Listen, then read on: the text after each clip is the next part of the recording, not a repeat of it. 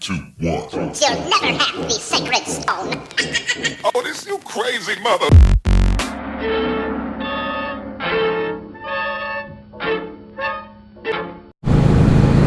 So if you're looking for a first bike, there's probably a few things about the Indian Scout Bobber that you may want to consider. It just depends on who you are.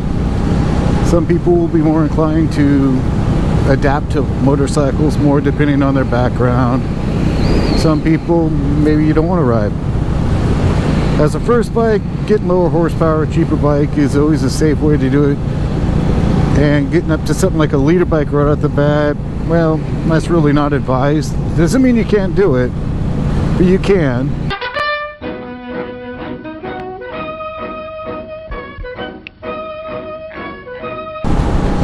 So I've been riding for almost 3 years. For some reason I always wanted a motorcycle, and I was thinking I always wanted a Harley. When I actually came down to it, I took the safety course. Did that on a little 26 horsepower cruiser, which would have been really boring as a first bike. And then I proceeded to get a Monster 620 and had that for about 7 months.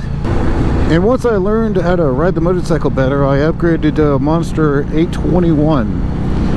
That one was a bit of a kick in the pants.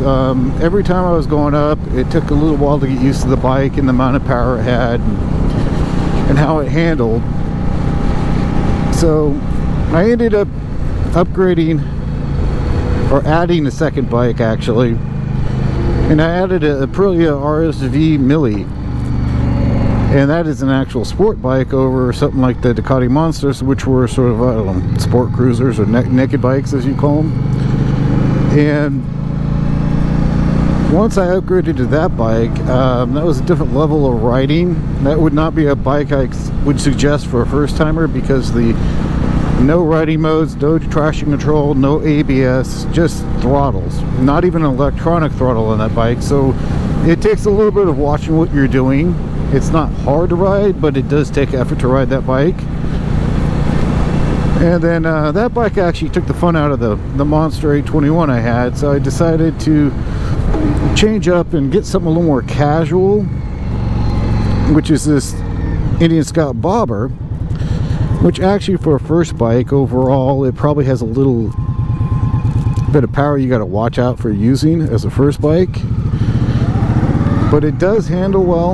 It has an electronic throttle, but it does not have ABS. Some do. So either the regular Indian Scout or some of the Bobbers do have ABS, which for a first time rider would be a good idea. Once you get used to locking up the tires, or when they lock up, it's not that bad. But otherwise, this thing has no rider controls, no aids for you, so you just have to make sure that you watch what you're doing and try not to get stupid. So would I recommend the Indian Scout Bobber for a first bike?